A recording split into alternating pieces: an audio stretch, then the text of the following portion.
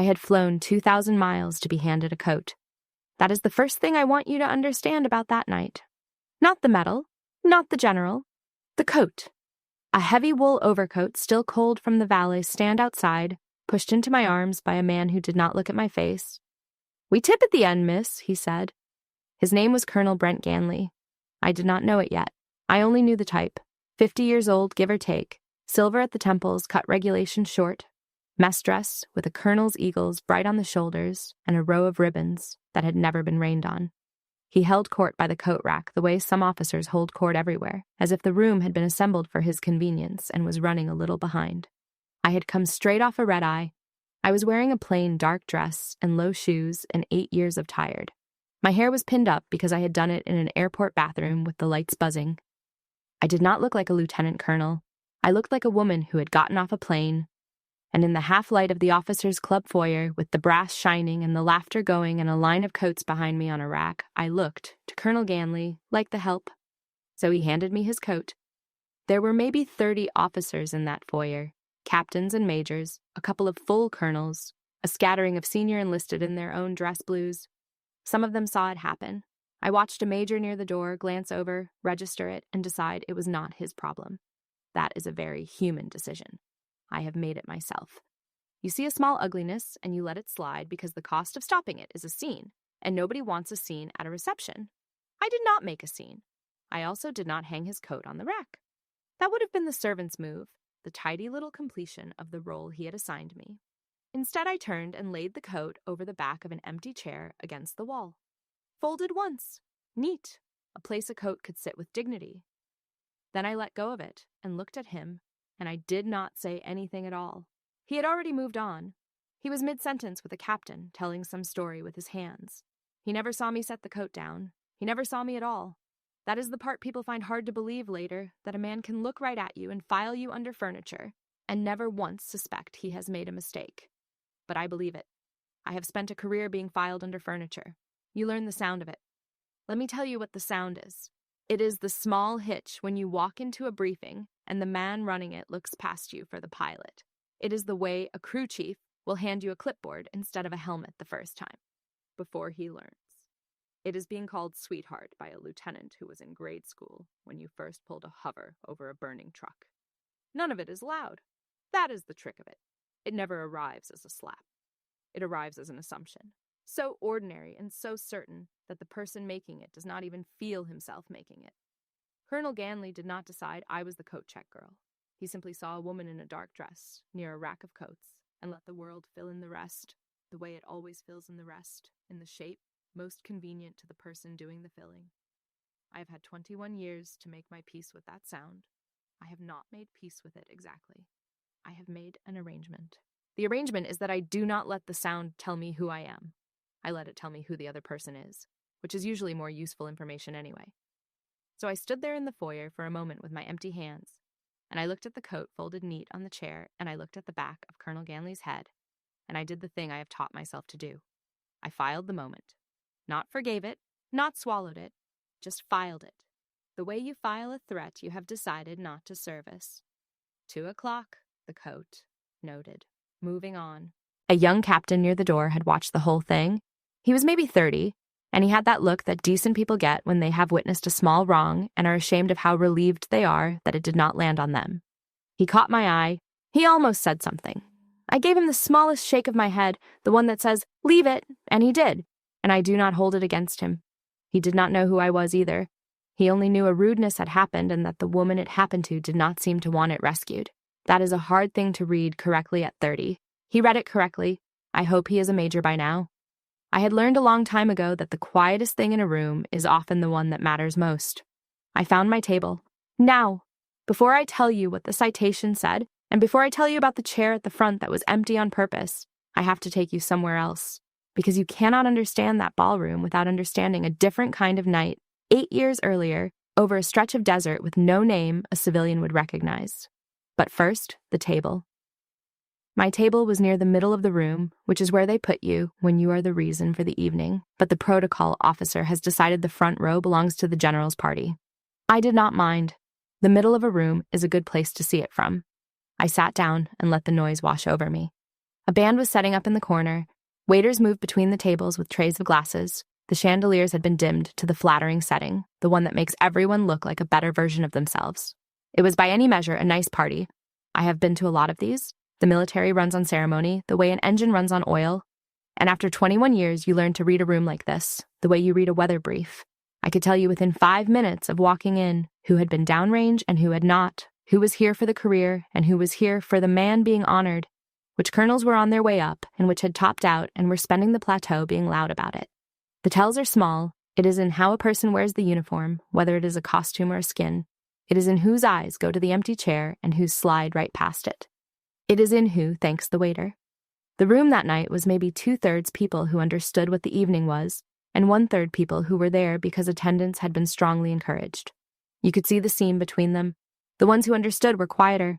They had found the empty chair already, in the first 30 seconds. The way you find the exits in a strange building out of old habit, and having found it, they had adjusted their volume accordingly.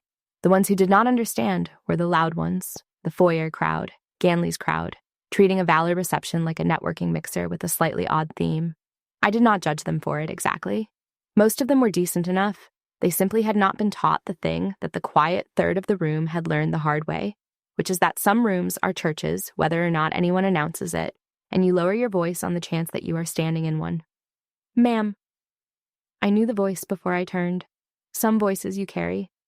Senior Master Sergeant Dwayne Frost was standing at my shoulder in his mess dress, ribbons in a stack that told the truth about where he had been. He was 47 now, going gray, heavier through the middle than the young flight engineer I had first flown with. His eyes had not changed. Steady. A little sad, always. In the way of men who have counted the seats on the way out and again on the way back and found the numbers different. "Didn't know you were coming in civvies," he said. "Flight got in an hour ago," I said. There wasn't time to be a colonel yet. He almost smiled. Dwayne and I had not needed many words since 2018. We had used up all the important ones on one night and had been living on the change ever since. "You see who's working the door?" he said low. "I met him," I said. He gave me his coat. Dwayne's jaw moved. He looked over toward the foyer, where Ganley was still visible, still holding forth. For a moment something crossed his face that I knew well, the flush a good NCO gets when he wants to fix a thing and cannot. And I put my hand flat on the table, not quite touching his sleeve, and he let it go. "Leave it," I said. "It's not the night for it." "No, ma'am," he said. "It surely is not." He said it, and I knew he meant it, and I knew he would leave it alone anyway, because that is the discipline of a senior enlisted man who has spent a career learning which fights are his and which ones belong to the officer beside him. Dwayne Frost had carried a lot of things for me over the years. He had carried a survival radio and a spare rope bag, and once, memorably, most of my weight down a scree slope when I turned an ankle on a downed aircraft recovery. He would have carried the coat business, too. Would have walked over to Ganley and had a quiet word that ended careers if I had let him. I did not let him. That was mine to carry or to set down, and I had already set it down, folded neat on a chair against the wall. "You get the itinerary?" he asked, sitting now, settling his bulk into the little banquet chair like a man who no longer trusts furniture. "General reads the citations, then dinner, then the young ones drink too much and tell lies, and it's over." "I read it," I said. "You read the part where they seat us in the middle." "I read that part," he grunted. "It was an old grievance between us, the seating. Rescue crews are used to being the ones nobody notices until the worst has already happened, and then being the most important people in the sky for about 11 minutes and then being invisible again. It carries over to the ground. It carries over to ballrooms. The staff officers get the front row, and the operators get the middle, and the caterers get the back, and everybody sorts themselves into it without complaint because complaining is not what any of us are for." Across the room, a full colonel I did not recognize was laughing at something, head back, the light catching a service medal that had come to him for being in the right building at the right time. There is nothing wrong with those medals. Someone has to be in the building. But it is a different kind of ribbon than the one Dwayne wore, and anyone who has been downrange can read the difference across a crowded room without their glasses on. I looked back at the head table, at Estella, at the folded program she was holding like it might fly. "She know the whole story?" I asked Dwayne, low. "All of it?" He was quiet a second. "She knows he went down 4 times, he said. "She knows the 4th was the one. She doesn't know about the intercom, if that's what you're asking. Nobody knows about the intercom but you and me, and I only know because I was on it. Keep it that way, I said. I have for 8 years, ma'am, he said. I can do one more night. He had gone quiet again, looking toward the front of the room, and I followed his eyes. At the head table, near the podium, there was a small woman in a dark blue dress with a white collar, 63 years old, hair pinned back the way older women pin it, careful, done by feel. She had a folded program in both hands, and she was holding it the way you hold something you are afraid of losing. Estella Delgado. My stomach did the thing it does, the old drop. She came, I said. Drove up from down south, Dwayne said. By herself. Wouldn't let anybody send a car. I looked at Estella Delgado across a room full of laughing officers, and I thought about the fact that she had put on her good dress and driven 6 hours alone to sit at the front of a party for a medal that was not going to give her son back to her, and I understood, not for the first time, that there are kinds of courage that never get a citation read for them. Next to the head table, there was one chair with no place setting. They had left it empty on purpose. Rescue people do that. You leave a seat for the one who is not coming, and you do not explain it to anyone who has to ask. There was a chair at the front left empty on purpose, and I could not look at it for long. The night I'm about to tell you about happened in the fall of 2018. I was a major then, 35 years old, an aircraft commander on an HH-60, which is a rescue helicopter, which is a machine whose entire reason to exist is to go toward the thing everyone else is flying away from. We got the call a little after 2200 hours, 10 o'clock at night, to those of you who have never had to say it the other way. A ground convoy had hit an ambush, a vehicle was down in a wadi, a dry riverbed, and there were wounded, and the enemy still had eyes on the site and rifles pointed at it. The kind of call that makes the whole alert shack go quiet for 1 second before everyone moves at once. I had a crew of 4, me in the right seat, my co-pilot in the left, Dwayne Frost running the cabin as flight engineer, working the hoist, and on the other side of the cabin, checking his kit with the calm of a man packing for a trip he had taken before, my para-rescue man, Technical Sergeant Ray Delgado. I want to tell you about Ray because in about 20 minutes, a 2-star general is going to read 3 sentences about him off a card, and 3 sentences is not enough. 3 sentences is never enough. Ray was 29 that fall. He came from a small town, the kind with 1 stoplight and a lot of sky. He had his mother's dark eyes and his mother's stubbornness and a laugh that started low and climbed. He was a PJ, a para-rescueman, which is one of the hardest jobs in the whole military to earn your way into. A job that combines the medicine of a paramedic with the fitness of a commando and the water skills of a diver, also that a single person can go down a cable into the worst moment of a stranger's life and try to bring them back up out of it. Their motto is 4 words, that others may live. Ray had it tattooed over his heart. He showed me once, embarrassed like a kid showing you a drawing. We were in a tent at the far end of a dusty flight line, the 2 of us and a card table and a pot of coffee that had been on the burner since a war ago. He had just come off a training rotation, wet and sandy, and he was drying off, and I saw the ink on his chest and asked about it, and he covered it up with his shirt the way you cover something you did not mean to share. "It's corny," he said. "Everybody's got one. It doesn't mean anything special when I've got it too." "Read it to me," I said. He did, that others may live. And then, because I did not laugh, he told me the rest of it, the whole creed, the part most people never hear, the part about it being a duty and a privilege to save life and to aid the injured, the part about the willingness to lay down your life if necessary. He recited it the way some men recite a prayer they have said so many times the words have worn smooth. And I understood that it was not corny to him at all. It was the load-bearing wall of the entire building. Everything else about Ray Delgado, the low laugh and the certainty, and the shy way he covered up his own chest, was built on those 4 words. And the 4 words were not a decoration. They were a decision he had already made about how he was going to die, made years in advance, calmly, the way you might decide what road to take home. That is the thing nobody tells you about the truly brave ones. They are not brave in the moment. They did their being brave a long time ago, in a quiet room, and by the time the moment comes, they are just executing a decision they made when they were young and sure. Ray had decided at 19 or 20 that other people's lives were worth more than his own, and he had carried that decision into every aircraft I ever flew him in. And it sat in the cabin with us like a 5th crew member, and on one particular night, it stood up and did what it had always said it would do. He was a good stick, too, in his own way.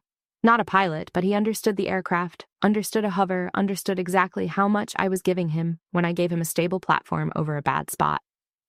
He used to thank me for it. After every hoist, every single one, training or real, he would key the intercom and say the same 2 words. Good hover. It became a thing between us. He said it the way other people say thank you and I love you and see you tomorrow, all folded into 2 flat words about aircraft handling. Good hover. I have not heard those 2 words said that way since. I do not expect to. The rest of the crew that fall was a good one too. My co-pilot was young, a lieutenant, sharp, the kind who reads the checklist like scripture because he has not yet earned the right to trust his own hands, which is exactly what you want in a co-pilot. And Dwayne, of course, on the hoist, already the old man of the aircraft even then, already the steady low center of gravity that every good crew organizes itself around. 4 of us. We had flown together long enough that we had stopped being 4 people and become one instrument with 4 sets of hands, which is the only way the job actually works. You do not think your way through a hoist under fire. There is no time. You have to have already become a single thing that moves as one, so that when the worst happens, each set of hands already knows what the other 3 are doing without being told. That is what a crew is. It is not a roster. It is a decision 4 people make to trust each other with the parts of the job they cannot see. Ray trusted me to hold the aircraft where he could not watch it. I trusted Dwayne to run a cable I could not turn around to look at. Dwayne trusted the co-pilot to call the threats coming from his blind side. And around, a closed loop of trust with a man's life running through the middle of it. And on most nights, the loop holds and everyone goes home and nobody writes it down because nothing happened, which is the whole point, which is the finest work there is. On one night, the loop held all the way to the end, and everyone it was built to save got saved. And the only person it could not save was the man who built his whole life around not being the one it saved. "Put me over them, ma'am," Ray said that night, over the intercom as we came up on the site. "I've got the rest." He said it the way he said everything, like the outcome had already been decided in his favor, and we were just doing the paperwork of catching up to it. That was Ray. Certainty was his native language. I brought us into a hover over the wadi at about 80 feet. It was black dark. There were muzzle flashes at the tree line, small and mean, like matches struck and dropped. Dwayne got the hoist ready. Ray clipped in. And I held the aircraft as still as a helicopter can be held, which is not still at all, which is 1,000 small corrections a second against wind and weight, and the physics of a machine that wants very badly to move. Ray went down the cable into the dark. That was the last full sentence I ever heard him finish. "Come back with me to the ballroom now." This is how the night worked, the past and the present trading off. The way it has traded off in my head every day for 8 years. You do not get to keep them separate. I have tried. The room changed the way a room changes before weather. There's a particular quiet that moves ahead of a general. It is not silence. It is a lowering, a settling, conversations dropping a register and then dropping again, people finding their chairs without being told. I felt it before I understood it. Then I saw the reason for it coming up the center aisle of the ballroom. A young officer, a first lieutenant, gold bars, a woman of maybe 26 with her hair in a regulation bun and a leather folio under one arm. She was moving with purpose, scanning the little folded name cards on the tables, and she was coming in a straight line, and the line ended at me. She stopped at my table.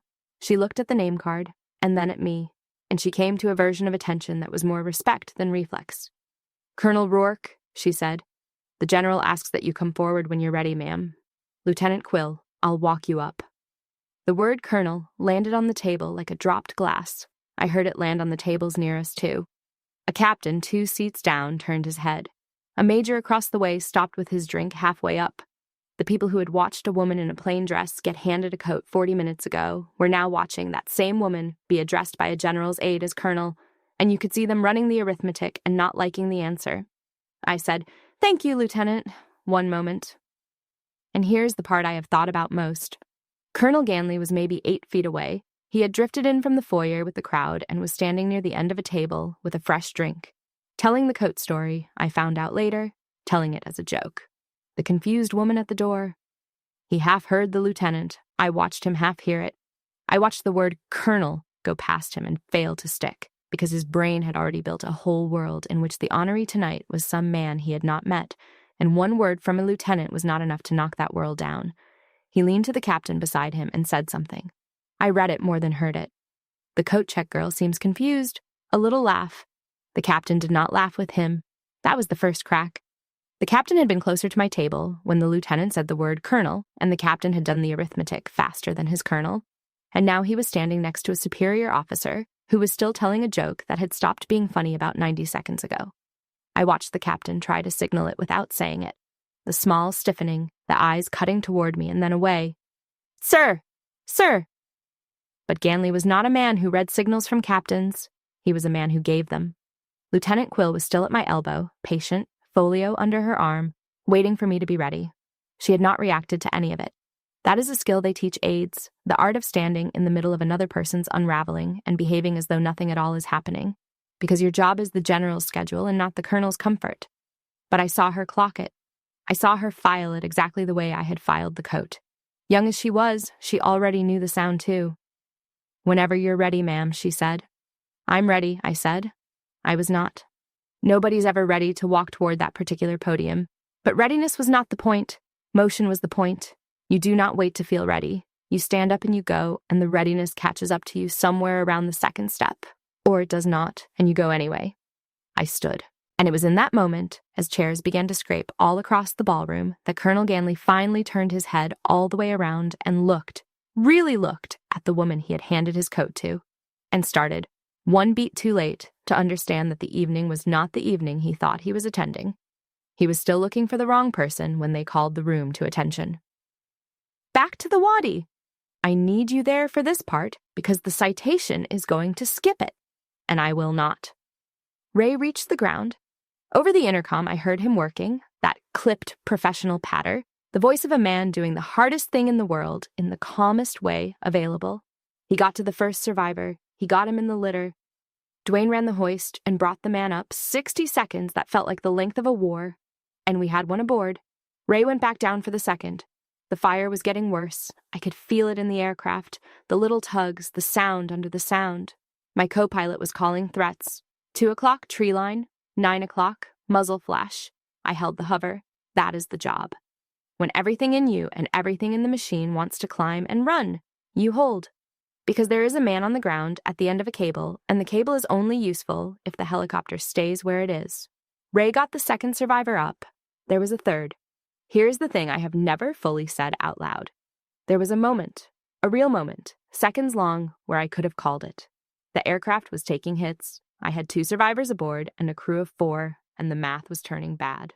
A good aircraft commander is allowed to call it, is sometimes required to call it. I keep the aircraft, I keep the crew, I keep the 2 we already have, and I climb out, and the third man is a casualty of a bad night, and no board on earth would have faulted me. I keyed the intercom to call it. Ray's voice came first. "One more, ma'am. He's alive. I've got him. 90 seconds. 90 seconds. He gave me a number, the way he always gave me a number, because he knew that a number is easier to hold a hover against than a plea. He did not say please. He did not say, I need more time. He said a specific, plannable, professional number, and he said it in that flat, certain voice. And he handed me the decision dressed up as a routine. And that was Ray being kind to me even then, even there, giving me a thing I could say yes to without feeling like I was gambling. My co-pilot said, "Boss, we're taking rounds, tail's getting worked." My flight engineer, Dwayne, said nothing, because Dwayne was running the hoist, and Dwayne's silence when he was running the hoist meant it was under control, and any word from him would only be noise. And I sat there in the right seat with my hand on the cyclic and my feet on the pedals, and the whole aircraft trembling under me like an animal that wants to run. And I ran the numbers that an aircraft commander runs, the cold ones, fuel and threat and structural, and the 2 lives already in my cabin. The numbers said climb. The numbers almost always say climb. The numbers are built to keep you alive, and they are very good at their job, and they do not have a column for a man on the ground who has decided in advance that other people's lives are worth more than his own. There is no version of that night I have not landed 100 different ways. I held the hover. They were calling the room to attention. "Ladies and gentlemen," a voice said from the front, the protocol officer, the reviewing official. Chairs slid back. 30, 40, 50 officers came to their feet in that soft thunder of a room standing at once. Mess dress and blues, the old and the young, all of them up and squared away and facing front. I stood too. Lieutenant Quill was at my elbow, and I began to walk toward the front of the room, up the center aisle, toward the podium and the empty chair, and Estella Delgado, and the whole room was on its feet. and I was in a plain dark dress with no rank on me anywhere, and it did not matter, because for once the room knew exactly who I was. Every officer in that ballroom was standing, except one. Colonel Ganley had gotten halfway up, the way you do when a room stands, on reflex, and then he had frozen in that half-crouch, because his eyes had finally found me walking up the aisle toward the general, and I watched the whole thing arrive on his face at once: the coat, the tip line, the miss, the woman he had filed under furniture, walking to the front of a room full of people standing at attention for her. He went the color of a man who has just felt the floor move. I passed close enough to touch him. He had come the rest of the way to his feet by then. Too late, always too late, and he was looking at me with an expression I have seen exactly once on exactly one face, and hope never to cause again. It was not embarrassment. Embarrassment is small. This was the larger thing underneath it, the understanding of what he had done and in front of whom, all of it landing in a body that had nowhere to put it. I had room in me for exactly one thing that night, and it was not him. I want to be honest about the temptation, though, because it was real, and pretending it was not would be a lie of the kind I try not to tell. There was a version of the next 10 seconds available to me that I could see as clearly as I could see the aisle. In that version, I stop. I turn. I look at Colonel Ganley, just look at him, in front of 30 officers who now understand exactly what he did, and I let the silence do the work, and I let him stand there in it, and the whole room watches a powerful man learn his size in real time. It would have been easy. It would have been, in a small way, delicious. There is an animal in all of us that keeps a ledger, and my animal had his name written down, and it wanted to be paid. But I have watched what happens to people who feed that animal. It never gets full. You pay it once, and it only learns the taste. And I had somewhere better to spend the 10 seconds. I had a woman in a blue dress at the front of the room who had driven 6 hours alone, and a general who had signed a letter he never got over, and an empty chair, and the only currency I had that night was my own composure, and I was not going to blow it all buying myself a cheap little moment of watching a fool sweat. So I let him keep sweating on his own account. I did not need to collect it. It was already his. I did not have the words for it yet, walking up that aisle. I only had the feeling under the words, which was that I was carrying something too important to set down in order to pick up a grudge. My arms, you could say, were already full. I did not slow down. I did not give him a look. Giving him a look would have been a transaction, a little collection on a debt. And I had decided somewhere in the last 40 feet that I was not going to spend this night on Colonel Ganley. He was not worth the fuel. The night belonged to a 29-year-old with a tattoo over his heart, and to the woman in the blue dress with the white collar, holding a folded program like it might fly away. Some debts you pay by refusing to collect a smaller one. I reached the front. Major General Elliot Shaw was standing at the podium. I had known Elliot Shaw for a long time. In 2018, he had been my squadron commander, a colonel then himself, and it was his name at the bottom of the letter that went to Estella Delgado, the letter that begins, "We regret to inform you," and never gets easier to write, no matter how many times the Air Force makes a man write it. He was 55 now, 2 stars on each shoulder, and his face when he looked at me coming up the aisle was not a general's face. It was the face of a man who had also been counting seats for 8 years. "Colonel Rourke," he said quietly, off the microphone, just for me. "You look like you walked here." "Flew, sir," I said. "Just barely." "Stand with me," he said. I took my place beside the podium, facing the room. From up there I could see all of it. The officers standing. Dwayne Frost with his hand flat over his ribbons. Not a salute. Something older than a salute. Estella at the head table, on her feet like everyone else, so small, her chin up. The empty chair. And in the middle of the room, still on his feet because he could not now sit, Colonel Ganley, who had gone from ruling the foyer to holding very still, the way prey holds still. General Shaw put on his glasses. He picked up a card, and he began to read the citation. "Attention to orders," he said, and the room, already at attention, somehow came further to it. "The President of the United States takes pleasure in awarding the Distinguished Flying Cross to Major, now Lieutenant Colonel, Vivian Rourke, United States Air Force, for extraordinary achievement while participating in aerial flight." They read the night the way the paperwork sees it, clean and short, and I stood inside the noise of it. On the night in question, Shaw read, "Lieutenant Colonel Rourke, then serving as aircraft commander, maneuvered her rescue aircraft into a sustained hover over hostile terrain under direct and effective enemy fire. Disregarding significant risk to her aircraft and crew, she held her position through the recovery of 3 critically wounded personnel. Her airmanship, composure, and decisiveness under fire were directly responsible for saving 3 lives and reflect the highest traditions of the United States Air Force. 3 lives. There it was. The clean number. The paperwork does not say that there was almost a 4th life on that hoist and that his name was Ray and that he is the reason the number is 3 and not 2, or 2 and not 0. The paperwork does not have room. That is what the paperwork is for. It makes the unbearable fit on a card. I stood beside the podium while he read it, and I did the thing I have taught myself to do when a room is looking at me, which is to pick one fixed point and hold it.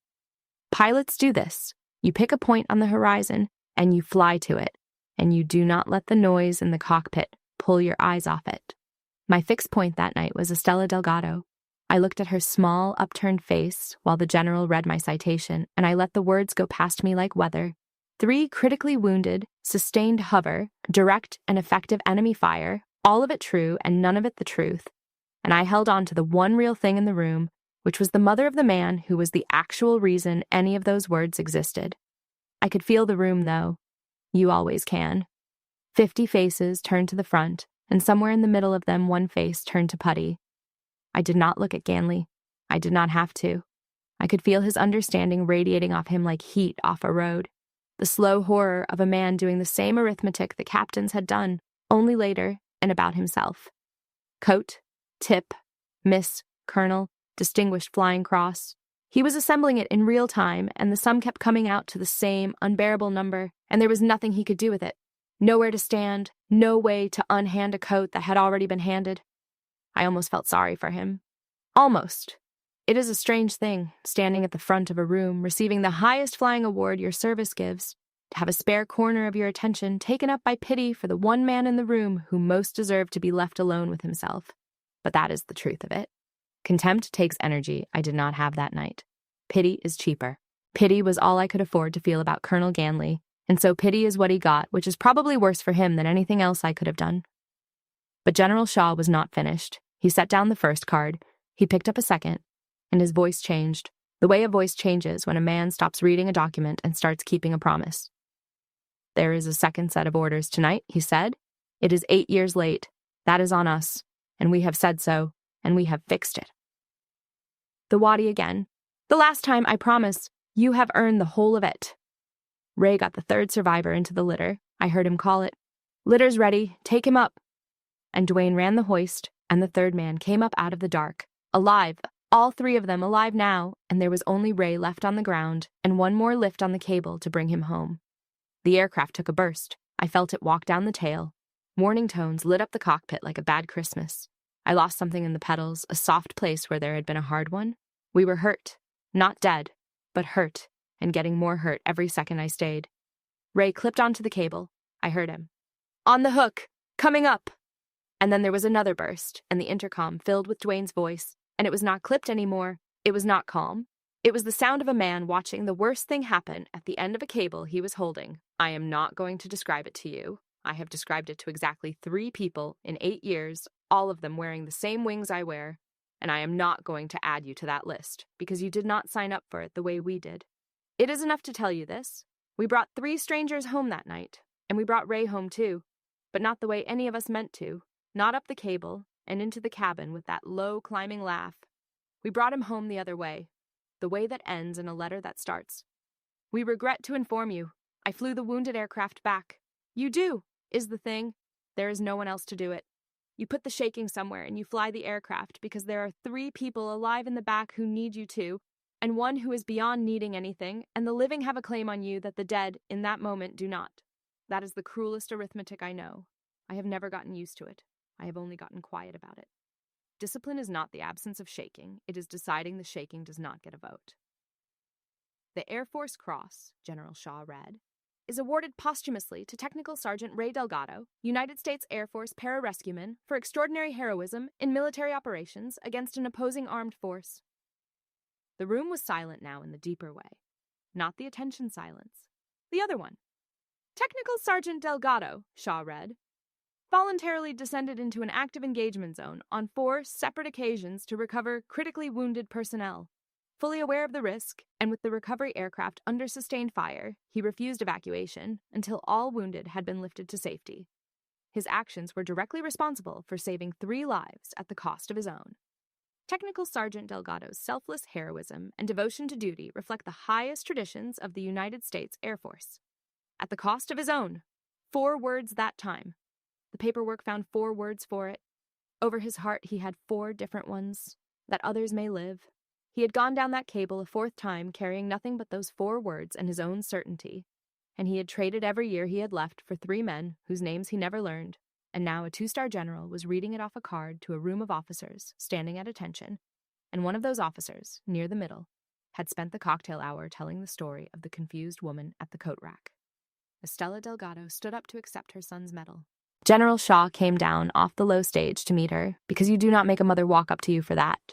He put the case in her hands, the dark case with the cross inside it, and he held her hands around it for a moment, and he said something to her that I could not hear and did not need to. Dwayne Frost had his hand flat over his ribbons and tears running down a face that did not otherwise move at all, and Colonel Ganley at last sat down. He did not sit the way you sit when a ceremony reaches a resting point. He sat the way a man sits when his legs have quietly informed him that they are done holding him up. He lowered himself into his chair in the middle of that standing room, the only seated man in a room on its feet for a dead pararescueman and a living pilot, and he put one hand over his mouth, and he understood. Everything, all of it at once. I will tell you what the room did, because it was the finest thing I saw all night, and it had nothing to do with me. Nobody looked at Ganley. That was the mercy of it, and it was not a mercy anyone organized. 50 officers stood at attention facing the front, facing Estella and the folded flag of the moment, and not one of them turned to watch the seated colonel come apart. In another kind of crowd, a civilian crowd, heads would have turned. Phones might have come out. Somebody would have wanted the picture. But these were people trained their whole lives to keep their eyes front, to hold the line, to let a man have his private ruin without an audience. And so they gave Colonel Ganley the one thing left that could be given, which was to be unwatched while he understood himself. He did not deserve it. That is what made it grace. Grace you deserve is just wages. General Shaw handed the case to Estella. She took it in both hands. She did not open it. She just held it against the front of her dark blue dress with the white collar, and she stood up as straight as a woman half my size can stand, and she lifted her chin, and she looked out at the room full of standing officers, and for one long moment she let them see her. The mother, the reason, the person the empty chair was actually about. Not a widow, not a general, not a pilot with a new ribbon. A woman from a town with one stoplight who had raised a boy, who decided other people's lives were worth more than his own, and then had to live in the world he left. The room stayed on its feet for her. Not for the medal, for her. That is when the medal touched my own chest. And General Shaw's hands were steady, even if mine were not. And it was cold. The way metal is cold, and it stayed cold for a long time. The metal was cold when it touched my chest, and it weighed exactly what he did. Afterward, the room came apart into its pieces the way rooms do. The band did not play. Someone had the sense to tell them not to. Instead, people moved quietly toward the front, toward Estella, toward the empty chair, and the whole geometry of the evening resorted itself around who had actually carried the weight. The colonels who had ruled the foyer found themselves at the edges. The senior NCOs, the old crews, the ones with the rained-on ribbons found themselves at the center, because they knew what to do at a thing like this, and the staff officers did not. I was standing near the head table when Colonel Ganley came to find me. He had aged in an hour. That sounds like something you say, but I mean it plainly. The color had not fully come back to him, and it had taken something with it when it left. He stopped a respectful distance away, farther than a colonel usually stands from a lieutenant colonel, and he waited until I looked at him, which I made him do. "Colonel Rourke," he said, "I owe you." "Don't," I said. He stopped. I was not being cruel. I want to be clear about that, because it would be easy to tell the story as though I crushed him, as though the good part is the part where the arrogant colonel gets what is coming to him. That is not the good part. That is not even a part I care about. "I've got exactly enough in me for one thing tonight," I said.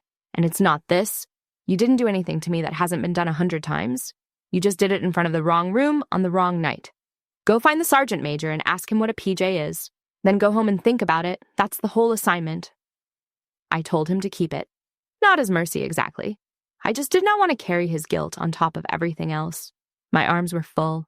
He looked at me for a moment. Whatever he had come over to perform, some practiced apology, some rescue of his own evening, he did not perform it. He just nodded. Once, the way you nod when a thing has actually reached you. And he said, "Yes, ma'am." And he went to find the sergeant major. I saw him doing it 20 minutes later, on the far side of the room, standing with his head bent, listening. Maybe it took, maybe it did not. It was not my project. I watched the room finish resorting itself while he walked away. It is a thing worth seeing, if you ever get the chance, the way a crowd of military people rearranges around the truth once the truth is finally in the open. For an hour, that ballroom had been organized around rank and volume, the loudest colonels at the center, the quiet operators pushed to the edges. Now it turned inside out. The old senior NCOs, the ones with the rained-on ribbons, drifted toward the front without being told, because they knew what a night like this needed, and they knew that what it needed was not speeches. The staff officers hung back. Some of them had the grace to look like they were learning something. The young captain from the foyer found me for a second. He didn't make a thing of it. He just stopped and came to a proper position and said, "Ma'am, it was an honor to be in the room." And I could tell he meant the whole room, the coat and the citation and all of it, that he had watched a lesson and taken it. I told him, "Thank you, Captain," and I meant it, and he went to go be useful somewhere, which is the only apology that has ever meant anything, the kind that turns into being better. Dwayne had planted himself near the front, close to the head table, doing what senior enlisted men do at a thing like this, which is to make a wall of themselves so the family does not have to meet the whole room at once. 2 other men from the old squadron had found him and made the wall wider. I recognized both of them. We had all been younger the last time we stood together, and we had all done the same math on the same night, and none of us said any of that.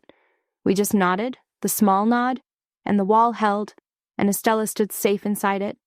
Then Estella Delgado took my hands. She was even smaller up close. The top of her head came to my collarbone. She had the metal case pressed against her chest with one arm, and she took both my hands in her free one, her fingers cool and dry and very strong. "You're the pilot," she said. It was not a question. "You're Vivian. He wrote about you. He said you were the calmest voice he ever heard on a bad night. He said you never once sounded scared, and it made him not scared." I had held it together through the coat and the citation and the cold weight of the metal. This is where I nearly lost it. A 29-year-old had written home about my voice, had told his mother that I made him not scared, and I had held the hover 1 pass too long or 1 pass exactly long enough, and I will never in this life know which. And here was his mother thanking me for the sound of the voice that gave the order that kept him there. "He was the bravest person I ever flew with," I said. My voice did the thing voices do. "There wasn't a braver one. I've looked." "I know," she said. And then, because she was stronger than all of us, she said the thing that undid the room. "It's a good thing you're doing, staying alive. Somebody has to remember him out loud. I can only do it in one town. You can do it everywhere you go." Grief, it turns out, makes room for company faster than pride does. Dwayne came and stood with us, and the 3 of us made a small country in the corner of that ballroom, a country with a population that had once been 4, and we did not say very much because we did not need to. It got late. The ballroom emptied the way ballrooms empty. In a long tide, the important people first, and then the rest, until it was just the waiters, stacking chairs, and a few of us who did not want to be the ones to leave. The empty chair was still there at the front. I made myself walk over to it. I had not let myself really look at it all night, and now the room was almost gone, and there was no reason not to. It was just a chair, a banquet chair, gold frame, a little cushioned seat. They had not put a photo on it, or a folded flag, or anything you could point to. They had just left it empty, and everyone who needed to know had known, and everyone who did not had walked past it all night without a clue, the way Colonel Ganley had walked past me. I had waited 8 years to be called by my rank in that room. I would have traded the medal to unneed it. That is the whole truth of a medal like this. It is not a prize. It is a receipt. It is the institution admitting in writing on a card what a thing cost, and the cost is printed right there in the fine print if you know how to read it, at the cost of his own. You do not win a Distinguished Flying Cross. You survive the night that generates one, and they give you a piece of metal so that the arithmetic has somewhere to live besides your chest. Dwayne came and sat down in the chair next to the empty one. Not in the empty one. Never in the empty one. In the one beside it. "You did the math right," he said. He did not look at me when he said it. "That night, I've rerun it 1,000 times on the panel at home. 3 alive! You held for 3. He'd have held for 4. You held for exactly as long as the aircraft had. I know. I was the one watching the tail come apart." "I keyed the intercom to call it," I said. I had never told anyone that. Before his last call, I keyed it to call it, and he came up first, and I held. Dwayne was quiet a moment. "Then he made the call, ma'am," he said. "Not you. He always did. Put me over them. I've got the rest. He decided. You just gave him the aircraft to decide from." I have turned that sentence over for 8 years, and I still do not know if it is a kindness or the truth or both. Both, I think. Dwayne does not lie to make me feel better. It is not in him. He had watched the whole thing through the cabin door with his hands on the hoist, and if he had thought for 1 second that I held the hover too long out of pride or nerve or anything but airmanship, he would have told me, once, in private, years ago, and then never again. That is the kind of man he is. So when he tells me I did the math right, I have to at least consider that I did. But here is what nobody can give back. Not Dwayne, not the general, not the president whose name is on the card. Certainty. On the good nights, the ones where everyone comes home, you never find out what you would have done, and so you get to keep believing the best about yourself for free. On the other kind of night, the kind that generates a medal, you find out. You find out exactly what you are made of, down to the gram, and then you have to live the rest of your life next to the number. 3. I held for 3. He would have held for 4. The aircraft only had 3 in it. All of those things are true at once, and they do not comfort each other. "You ever think about getting out?" Dwayne asked. It was a strange question from him. He had never asked it before. "Every day for about a year," I said. "Then I stopped." "Why'd you stop?" I looked at the empty chair. "Because somebody has to keep flying toward the thing everyone else is flying away from," I said. "And because if I quit, then the last thing that job ever cost me is the last word on whether it was worth it. I didn't want him to have died to make me stop." Dwayne nodded slowly. "Good hover," he said. Quiet. Just to me. I had to look away for a while after that. Some nights you win and lose in the very same sentence. I walked Estella out to the parking lot. Dwayne came too, one on each side of her, though she did not need holding up. The night had gone cool and clean, the way desert nights do. All that daytime heat gone straight up into a sky with too many stars in it. Her car was old and clean and had a rosary on the mirror. She put the metal case on the passenger seat, carefully, like a passenger. Then she turned around and looked up at me. "Keep telling it," she said. "Not the metal part. The him part. Where he laughed, where he showed you the tattoo and got shy about it. Nobody remembers a man from a citation. They remember him from the small things somebody keeps saying out loud." "That others may live," I said. He had it stitched inside him. The least I can do is keep saying it out loud. She smiled at that. It was Ray's smile, the low one that wanted to climb. I had not expected to see it again in this life, and there it was, on his mother's face, in a parking lot at midnight. "He used to call me after every flight," she said. "Not to tell me anything, just so I'd hear his voice and know. He'd say, 'Made it home, Ma.' 2 words. Then he'd let me go back to sleep." She looked down at the metal case on the seat.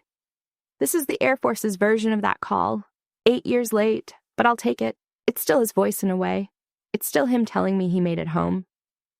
I did not trust myself to answer that, so I did not try. She reached up and put her cool, dry hand against my cheek for a second, the way a mother does, the way my own mother used to before she passed. And I understood that Estella Delgado had just done for me the thing she had driven 6 hours to do, which was not to receive a medal at all. It was to mother somebody one more time. Her son had spent his whole short life taking care of strangers, and here at the end of it, his mother had found one more of his strangers to take care of, and it was me. "You keep your eyes up out there," she said. "You hear me? You keep them up." "Yes, ma'am," I said. It came out small. It came out like something a young airman says. She got in her old clean car and she drove herself 6 hours home, alone, because she would not let anyone send a car. And Dwayne and I stood in the lot and watched her taillights go until they turned out onto the highway and were gone. I did not feel avenged. I want you to understand that, because I know how this kind of story is supposed to end, with the arrogant man brought low and the wronged woman lifted up and everybody clear on the scoreboard. That is not how it felt. Ganley was a footnote by then, a man learning what a PJ was on the far side of a room, and good for him, and I have not thought about him twice since, except to tell you this. What I felt was the other thing. I did not feel avenged. I felt entrusted, which lasts longer. So here is what I want to say to you, whoever you are, wherever you are hearing this. If you have ever been the person handed the coat, the one read as furniture, the one filed under least important thing in the room by someone who never bothered to look at your face, I want you to hear the part of my night that matters. And it is not the part where the room stood up. It is the part where I set the coat down gently and kept my eyes up. Because the room standing up is not always going to come. Most days there is no general, no citation, no aide crossing the floor to call you by your right name in front of the people who got you wrong. Most days it is just you and the coat and the choice of what to do with your own face while a small man makes a small mistake about you. And I am here to tell you that the choice is the whole thing. The room finding out later is a bonus. Your own steadiness in the moment is the prize. I have thought a great deal over the years about why it works this way. Why the coat still stings even now, even after the room stood up, even with the Distinguished Flying Cross in a drawer at home. And I think it is because the coat was never really about the coat. It was about a lifetime of being told, in 1,000 small, ordinary ways, that I was the least important person in the room, and about the long, private work of not believing it. That work does not get finished by a general reading a card. That work gets done alone, over and over, every time somebody hands you their contempt and you decide what to do with your own face. The medal did not do that work for me. The medal just made it visible to people who were never going to do the work of looking. And that is fine. That is what medals are for. But do not wait for one. Do not organize your whole sense of your own worth around the day the room finally stands up. Because for most good people, doing quiet, important work in the middle of rooms full of louder people, that day never comes. And it does not need to. You do not require the room's permission to be who you are. You never did. The room's opinion is late arriving and frequently wrong, as Colonel Ganley could tell you. You know what you carry. So do the people who count. Colonel Ganley did not know who I was, but Dwayne Frost did, and Estella Delgado did, and a 29-year-old with a tattoo over his heart did, and their knowing was worth more than 1,000 rooms coming to attention. If someone ever hands you their coat and their contempt in the same motion, set it down gently and keep your eyes up. You are not the confused one. You are not the help. You are exactly who you have always been, and the medal on a card cannot make you more of it, and a man's bad manners cannot make you less. And if there is an empty chair at your front table too, some seat you leave for someone who is not coming, I hope you have people who understand why it is empty without having to ask. Say the name. Out loud. That is how they stay.